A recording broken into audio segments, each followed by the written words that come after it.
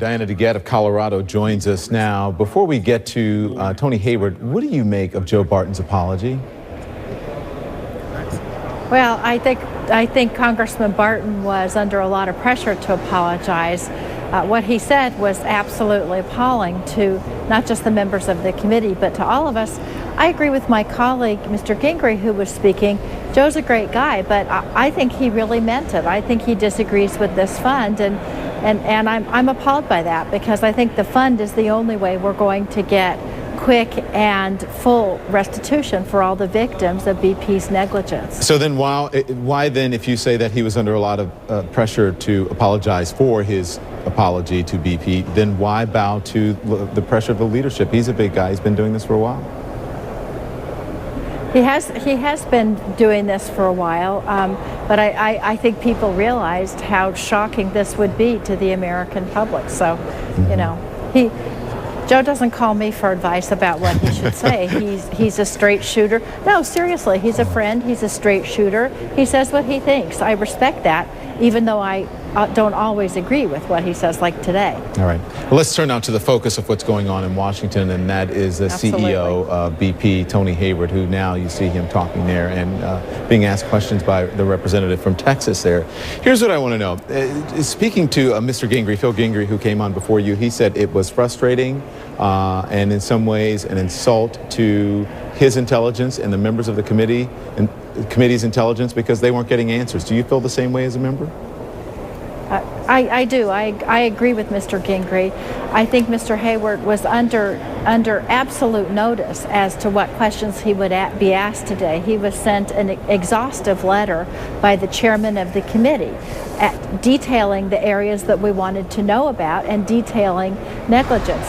Mr. Hayward came in and he basically said he didn't know about this well, he didn't know what happened, and he would refuse to comment about all of the different problems in the well, the casing, the cement bonding, all of the problems that went wrong. And Congresswoman, he didn't say that he didn't just refuse. He said on some things, he goes, I don't know. He said, I'm not a specialist. I'm not an engineer. I'm not an expert.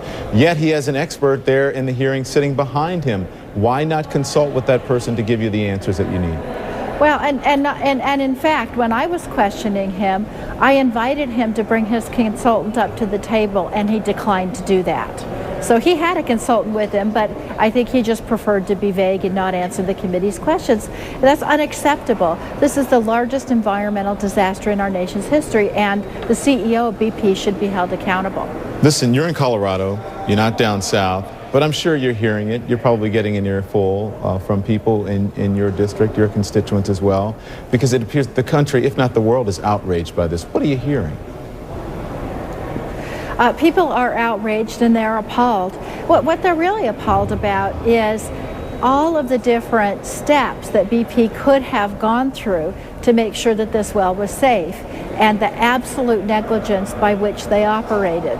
It just shows the lack of care that BP put into this drill. And by the way, it's the latest in a whole string of wells and problems that BP has had. So this is not new.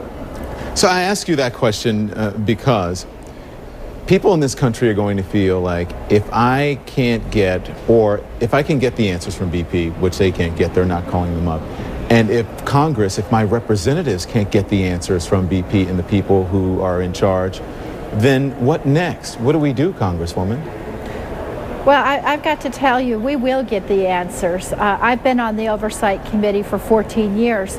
We had oversight into the Enron situation, and Ken Lay and all of the Enron executives came in, did the same thing, said they didn't know what was going on in their own company, but eventually we got to the bottom of it, and eventually, of course, it led to criminal prosecution.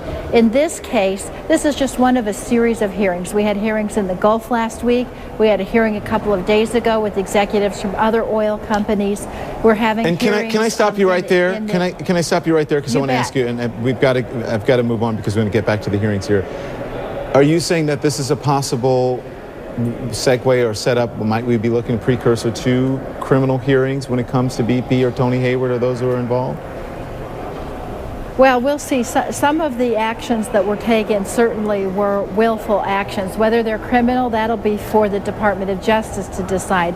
But what I'm saying is the Oversight and Investigations Committee is a committee that has ongoing investigations. Yes. And we will be bringing in other officers and employees of BP and their subcontractors until we find out what happened. And Congresswoman, we will get to the bottom of it. You're absolutely right. This is all on the record. Congresswoman Diana DeGette of Colorado, thank you very much. We appreciate your time. We're going to continue to follow the hearings in Washington.